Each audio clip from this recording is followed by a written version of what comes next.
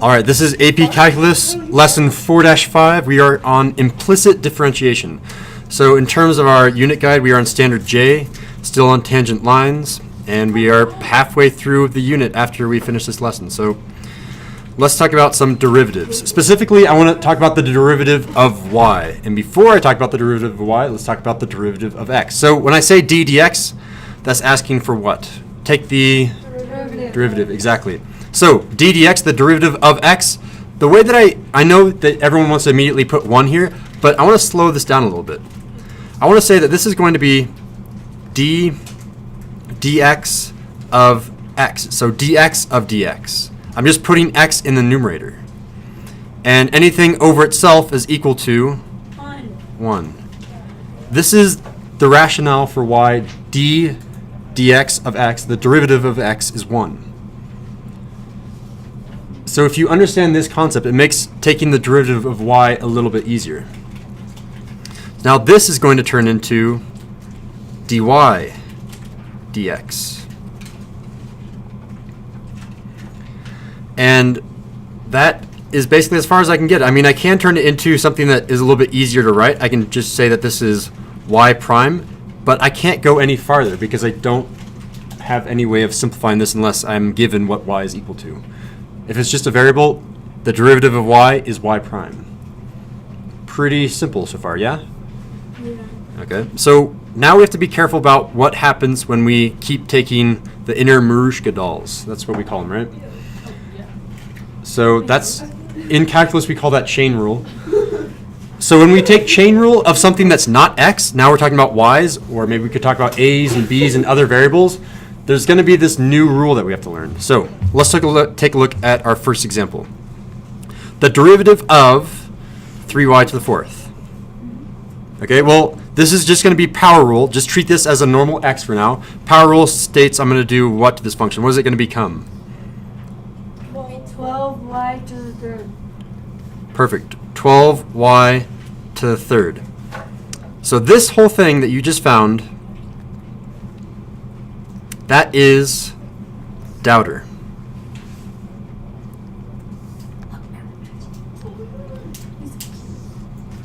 The tricky thing about taking the derivative with y's, when we're talking about implicit differentiation, cannot pronounce that, is we still have a dinner.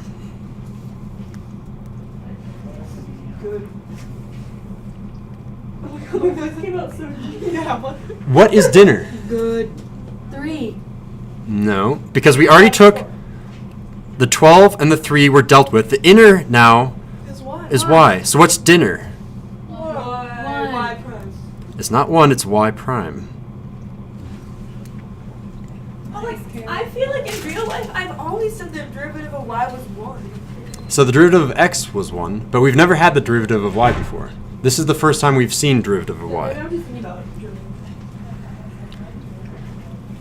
So this is something that we're going to have to really kick into our memory. Just really memorize this. Whenever we have something that's not x and we're taking d dx, the way that I pronounce d dx, by the way, is the derivative with respect to x, which means any time I have an x, it'll turn into x. So when I take the derivative with respect to x of something that isn't x, like y, a, b, anything that isn't x, you're just going to leave it as y prime for the inner. And this changes a few things too when we start doing product rule and quotient rule. We always have to remember that there's always an inner Marushka doll that is y prime. All right. So, or babushka. That's, I don't know why I'm saying I Marushka. have it in my desk. You still have it? Yeah. Okay, all right, so Why did I turn on? What? it's activated by a noise. Randomly twitches. All right, so the derivative, girls, come on, we really need to get through this lesson. We're already late. So the derivative with respect to x of negative 2y, what is that going to be? Negative 2. Careful. Negative 2 times y of prime. Negative 2 times y prime, Oh, that's so annoying. which is just the same thing as negative 2y prime.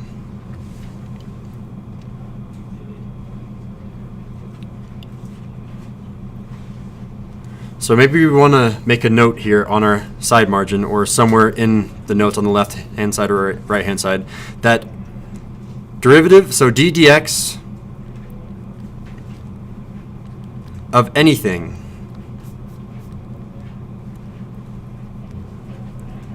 other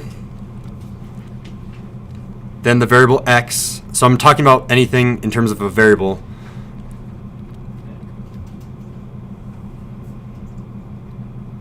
will have an inner of that variable prime. So it'll have a prime, it can have y prime, you can have b prime. You'll always have that inner that you have to worry about. So that anything could have been a y, could have been an a, it could have been a b, anything other than x. Why is that? Like, why is x so special?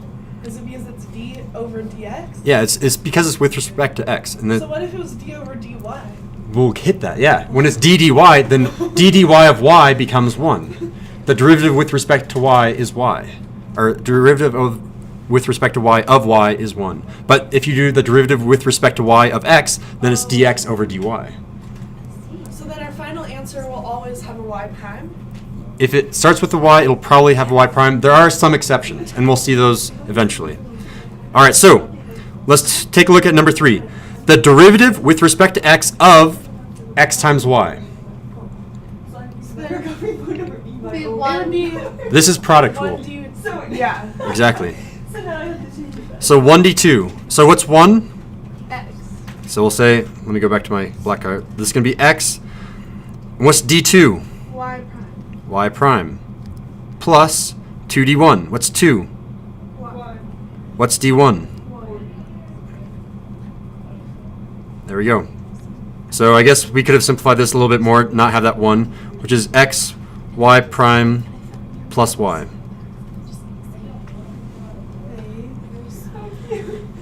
All right, let's try the hardest one yet, and this one will be a little bit long. Let's try the derivative with respect to x of negative 2xy squared. So what do you see immediately? What rule are we going to have to use?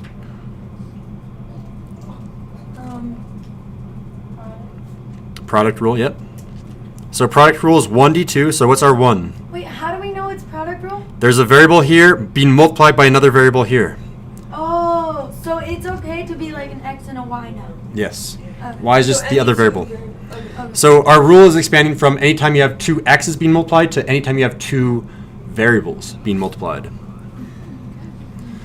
So it would be Negative 2x. times 2y times y prime. Times 2y, perfect, times y prime. You didn't forget dinner. Plus y squared times negative 2. Times negative 2. Perfect. Yeah, we know. And now let's go ahead and simplify this. It doesn't really need to be simplified because there's nothing that we can really cancel out, but the entire thing becomes Negative 4? negative 4, yep. X, y prime. X, Y, That Y is prime. So annoying. I know that really is. It's dissatisfying. I'm actually not going to write a plus here. I'll just do a minus 2y squared. And I guess we could factor out a y to leave it in factored form. But yeah, that's the answer that I'm looking for. That looks disgusting. It does. Really? Yeah, there's too many Like variables. y prime just looks dumb. So implicit differentiation is going to have a lot of this. We'll have to get used to it. Me. All right, so let me give you some examples. So we'll title this Implicit Derivatives Examples.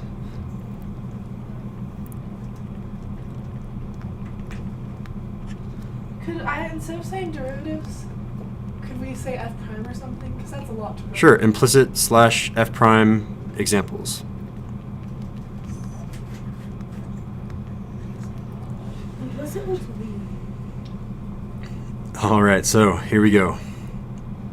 Implicit just means that you have something other than x. You'll have a y in it. So here's our question. If Oh god, is it gonna be really long again? x squared Mr. Sinoa. plus 2xy squared Upon a time. Mr. Sindel. is equal to 8y, then what is dy dx? There's no like backstory. Like dy dx was mad at dx dy. So dy dx like. Nope. No backstory here. Carly, I saw you like look in my house when you were when you were like riding by the check. Okay, so if I have a dy dx, that means I did d dx of everything to get a dy dx. Oh yeah. So ladies, do we understand that first concept? If I have a dy dx, a d dx means I took the derivative. In order to find this, I need to take the derivative of this entire equation. Yeah. So before we even start the problem, let me give you some outlines, some hints. So here's your hints. We need to take the derivative. Could this go on the side? If you want to put it on the side, that works, yeah.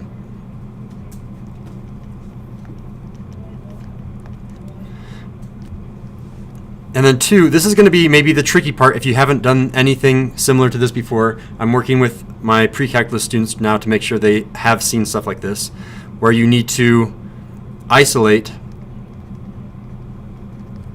Well, you're the one that would have taught us. your y prime. Because dy dx, that's the same thing as saying y prime. And to isolate y prime, you might have to factor.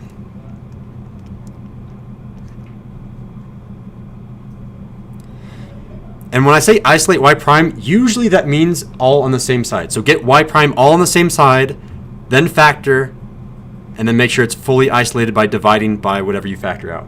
We'll do that together, but that's the general idea. All right, so let's take the derivative. Who wants to read out what the derivative is going to be? I'm doing derivative with respect to x, d dx. So it would be 2x 2x plus 2 times 4 2y times y prime. 2y times y prime. Because that would be the derivative of y squared. Right? So, okay, you're seeing it. Okay, so 2. We have to be careful about how we're doing this. Product rule for the second one? It is going to be product rule, yeah. Oh. So 1 d2. Can we back up here a little bit? Yeah. So we're going to say that all of this is going to be our 1. We're going to say all of this is our 2. Oh, good. So 1 d2, so it's going to be, say it again, Sophia. 2 times. Wait, isn't it gonna be 2x? It should be 2x, yeah. Oh shoot, sorry. Times 2y times y prime. Perfect. Didn't forget dinner. Plus y squared times 2.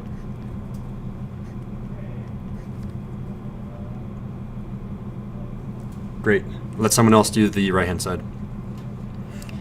And then that will just be 8 times y prime. Versus 8y prime. 8y prime, yep.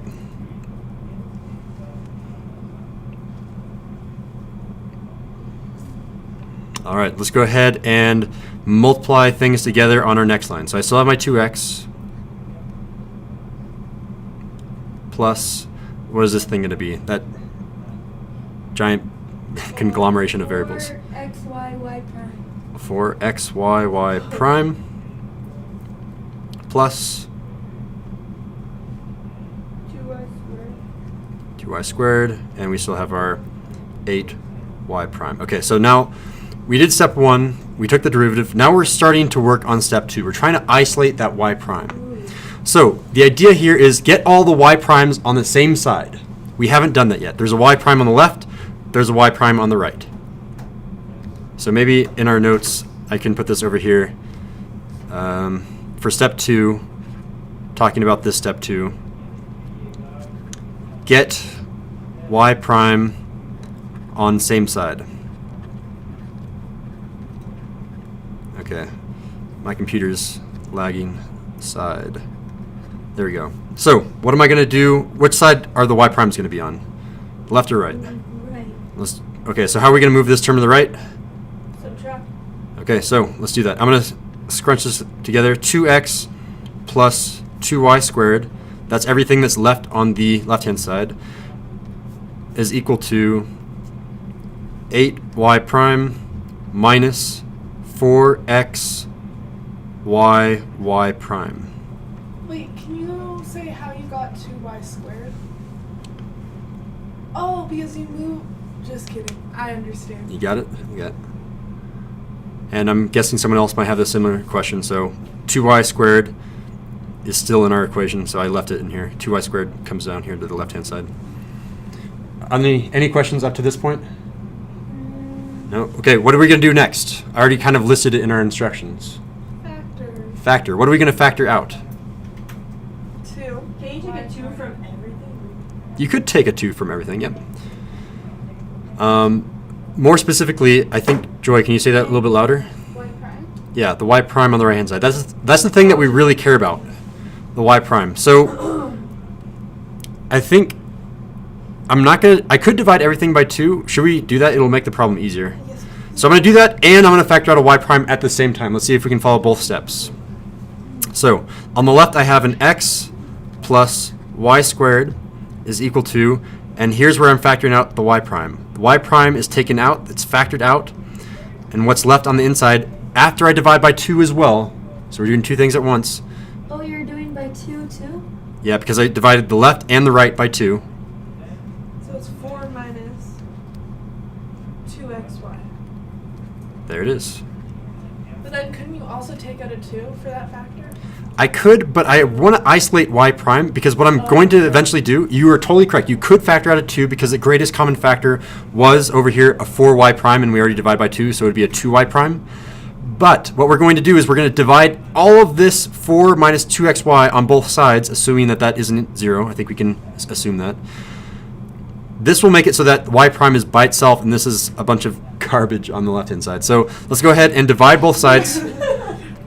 And this is kind of important, so I am going to actually list what I'm doing here. I'm going to divide both sides by 4 minus 2xy.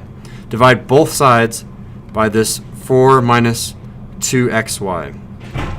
And my final result is my y prime, again, that's what I was looking for, my dy dx, that's the same thing as y prime.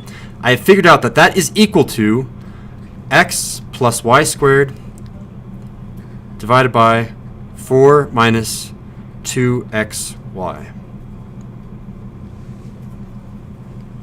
Is that all we do? That's it. Yeah. That's the answer? That's the answer. Oh, so Imagine how like much a lot of simpler room for mistake. this would be if like the derivative of y was just 1 oh yeah, we would have been done. hours. So I do remember taking a practice AP exam.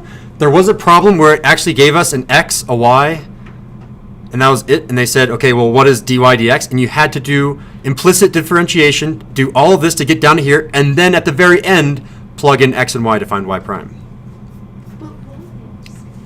So it is a lot of work. Why? You're so funny. All right, so we're almost done. We have one more part to our notes. So I want to plug in a number very similar to what I would do for the AP test. That'll be the third step. So that would be the hypothetical third step. So go ahead and I'm going to have to rewrite this on the next slide. My y prime,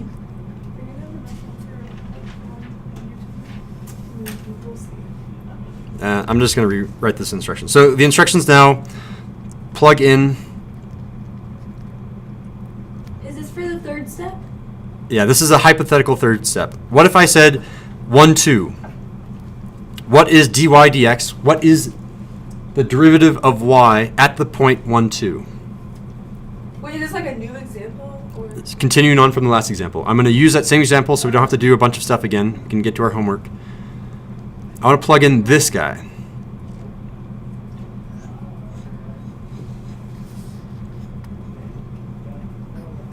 And when you say 1, 2, you mean like 1 is x and 2 is y? Exactly, yeah. So this is the x coordinate, this is the y coordinate. So you have two choices. You can plug in x and y into this line.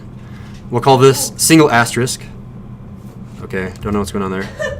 You can either plug into single asterisk or you can plug into double asterisk. Either one will give you the same answer. Single or double? I think single. You want to plug into the single one? Yeah. Okay. Either way, you'll get the same answer. So let's go ahead and plug that in. So I'm going to rewrite this over here. That was 2x plus, it was 2x, no, that was, sorry, Yeah, what? 4xy